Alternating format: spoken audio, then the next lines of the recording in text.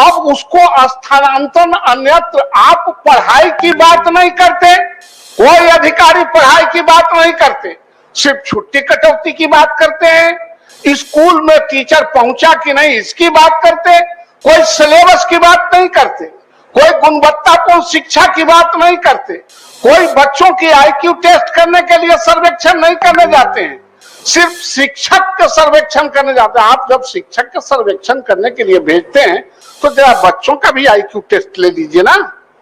आपका तो मुख्य पर्पस है, सरकार का मुख्य पर्पस है बच्चों को उन्नत बनाना।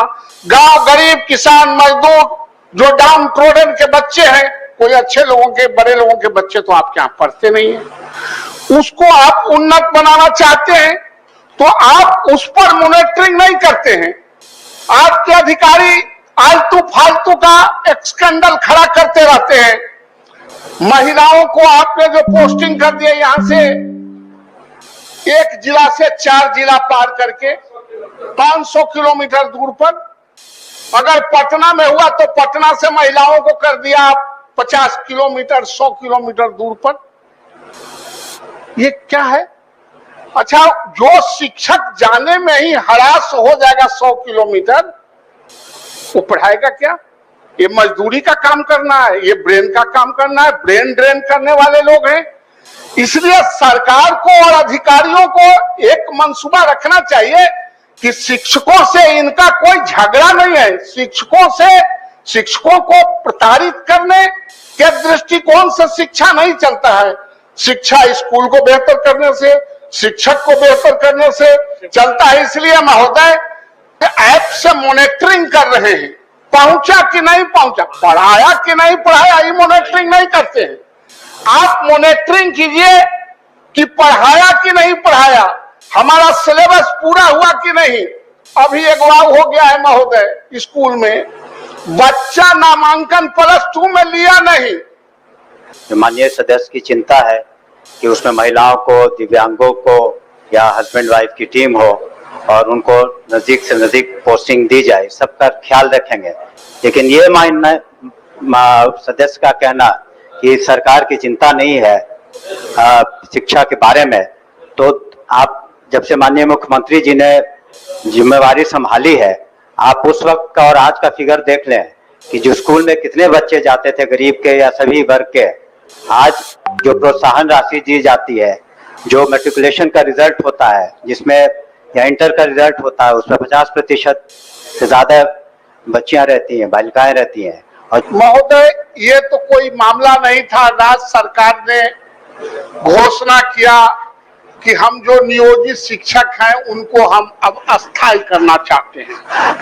आप बिहार पब्लिक सर्विस कमीशन जो आपने मापदंड तय किया, उस मापदंड पर शिक्षकों ने आपके आदेश पर परीक्षा दिया।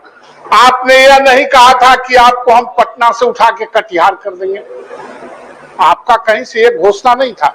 महोदय, जब कोई आदमी 20 वर्ष तक, 15 वर्ष तक, 16 वर्ष तक एक स्कूल में काम कर रहा है, वहां के परिस्थितियों से वो अवगत है, वहां के बच्चों से अवगत है, वहां के बच्चों के अभिभावकों से अवगत है, वहां के इंफ्रास्ट्रक्चर से अवगत है, तो फिर उसको आप उस शिक्षक को अन्यत्र स्थानांतरण कर देंगे तो फिर उसको 5 साल 7 साल वहां एडजस्ट करने में लगेगा।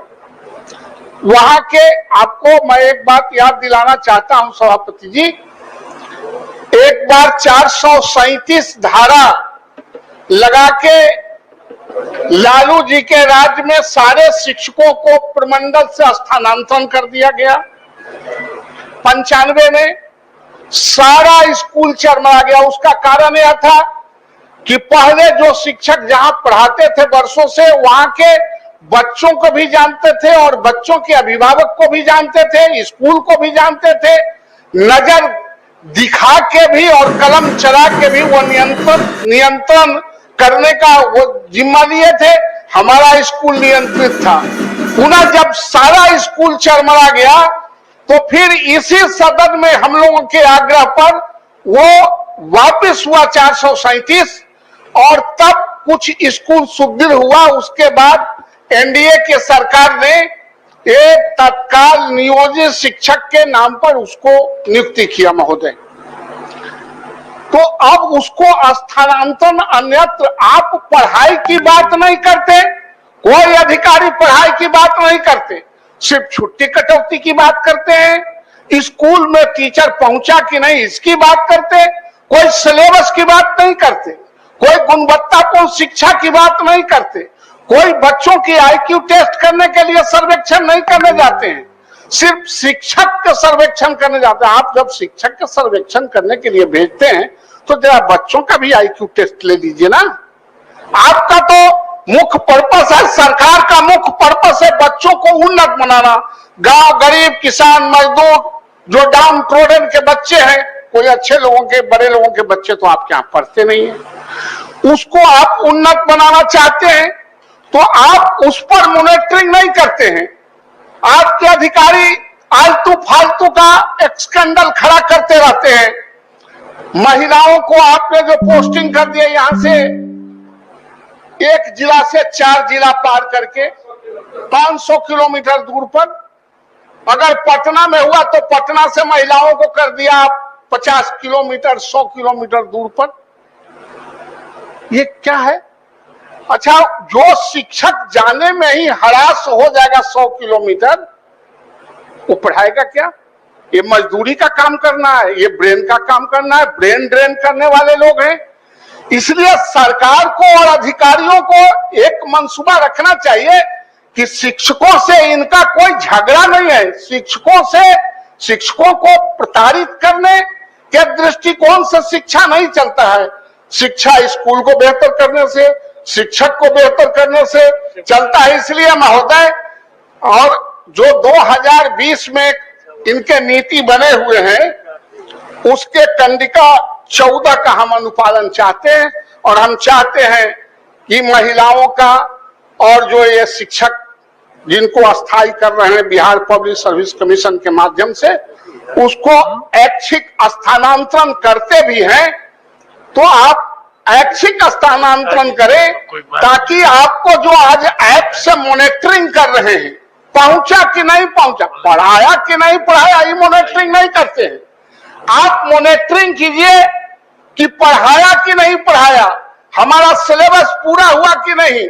अभी अगवा हो गया है महोदय, स्कूल में बच्चा नामांकन +2 में लिया नहीं और उधर से बोर्ड से आ गया क्वेश्चन और कॉपी की परीक्षा, किसका लेगा? जब आपने नामांकन नहीं लिया, आपने नामांकन का नहीं निकाला तो किससे ले लेगा? सिर्फ क्वेश्चन कॉपी छपवा के कमीशन खाने के दृष्टिकोण से आप स्कूलों को थोपना चाहते हैं। आप महीना में एक बार आप परीक्षा लेना चाहते हैं, उसका फलाफल क्या है इसको किसी ने देखा? परीक्षा हुआ कि नहीं हुआ, परीक्षा में कौन बच्चे कैसे किए, आपका क्वेश्चन क्या था? आप क्वेश्चन 5 दिन पहले ही भेज देते हैं, स्कूल में टीचर उसको 3 दिन तक कॉपी लिखवाते हैं। तो आप इसको नियंत्रण नहीं करेंगे, आप नियंत्रण करेंगे खाली ऐप बना के स्कैंडल करने के लिए, अपना टीआरपी बनाने के लिए। इसलिए महोदय, आपके माध्यम से मैं माननीय मंत्री जी से आग्रह करता हूं कि जो आप अभी बता रहे थे कि आपने कमेटी बनाई है स्थानांतरण के लिए, तो आप वैसे इन शिक्षकों को जो जहां रहना चाहते हैं ऐच्छिक स्थानांतरण करें, और महिलाओं को तो निश्चित रूप से ऐच्छिक स्थानांतरण में लाके हेडक्वार्टर के नजदीक रखें, ताकि बेटी और बहनों को कोई कठिनाई नहीं हो सके। ठीक है, माननीय सभापति महोदय, अभी हमने जो बात पहले भी बताई कि जो नियमावली 2023 बनी है और उसमें हमने एक जो कमेटी बनाई है, जो माननीय सदस्य की चिंता है कि उसमें महिलाओं को, दिव्यांगों को या हस्बैंड वाइफ की टीम हो और उनको नजदीक से नजदीक पोस्टिंग दी जाए, सबका ख्याल रखेंगे। लेकिन ये सदस्य का कहना कि सरकार की चिंता नहीं है शिक्षा के बारे में, तो आप जब से माननीय मुख्यमंत्री जी ने जिम्मेवारी संभाली है, आप उस वक्त का और आज का फिगर देख लें कि जो स्कूल में कितने बच्चे जाते थे गरीब के या सभी वर्ग के, आज जो प्रोत्साहन राशि दी जाती है, जो मैट्रिकुलेशन का रिजल्ट होता है जिसमें या इंटर का रिजल्ट होता है उसमें 50% से ज्यादा बच्चियां रहती हैं, बालिकाएं रहती हैं, और जो ड्रॉप आउट का जो रेट है उसमें भी बहुत कमी आई है। तो अनुश्रवण निश्चित रूप से हम लोग कर रहे हैं और सिर्फ टेक्नोलॉजी के ख्याल से नहीं। और जो आपने क्वालिटी की बात कही माननीय सदस्य ने, तो एक दक्षता क्लास हम इसीलिए ले रहे हैं कि इसका अनुश्रवण हो सके कि जो क्लास में जो बच्चे हैं जो और बच्चों के बराबरी नहीं कर पाते हैं, इसलिए दक्षता कक्षाएं उनकी ली जा रही हैं कि सभी बच्चे, क्योंकि वो बाहर कोचिंग अफोर्ड नहीं कर पाएंगे, जो बच्चे क्लास में अच्छा नहीं कर रहे हैं और बच्चों से पीछे हैं, तो दक्षता जो क्लासेस ले रहे हैं इसलिए कि वो भी अपने क्लास के बराबर आ सके। तो कुल मिलाकर शिक्षा में निश्चित रूप से बहुत गुणात्मक सुधार आए हैं। छात्रों की भी संख्या बढ़ रही है, महिलाओं की भी संख्या बढ़ी है, जो पोशाक योजना, साइकिल योजना, सभी तरह से फायदे हुए हैं। और जो मैट्रिक के बाद जो स्कॉलरशिप, जो प्रोत्साहन राशि दी जाती है इंटर के बाद, ग्रेजुएशन के बाद, ये सब शिक्षा में काफी सहायक हुई है। स्कूली शिक्षा में भी काफी सुधार हुआ है। लेकिन माननीय सदस्य के जो वाजिब बातें हैं कि हम उनका ख्याल रखें अपने शिक्षकों का, तो मैं आपको अपने तरफ से आश्वस्त करना चाहता हूं कि आपने देखा होगा कि जो शिक्षकों के प्रति या यूनिवर्सिटीज के प्रति जो एक टग ऑफ वॉर था, जो रस्साकशी थी, उसमें तो निश्चित रूप से कमी आई है। आप इसको मानेंगे कि जो जिस तरह का टेम्परेचर था उसमें तो कमी निश्चित आई है। तो हमारे इरादे भी बिल्कुल नेक है, लेकिन हम लोग डिसिप्लिन के साथ निश्चित रूप से जहां तक हो सकेगा उनके जो भी सुविधाएं हैं जहां तक हो सकेगा डिसिप्लिन को रखते हुए, और ये भी देखना होगा कि किस स्कूल में कितना वैकेंसी है, ये सभी को ख्याल में रखते हुए हम लोग पोस्टिंग्स करेंगे और यथासंभव हम लोग प्रयास करेंगे कि उनकी जो भी समस्याएं हैं उसको दूर कर सकें। हमें माननीय सदस्य से हम अनुरोध करेंगे कि अपना संकल्प वापस लें।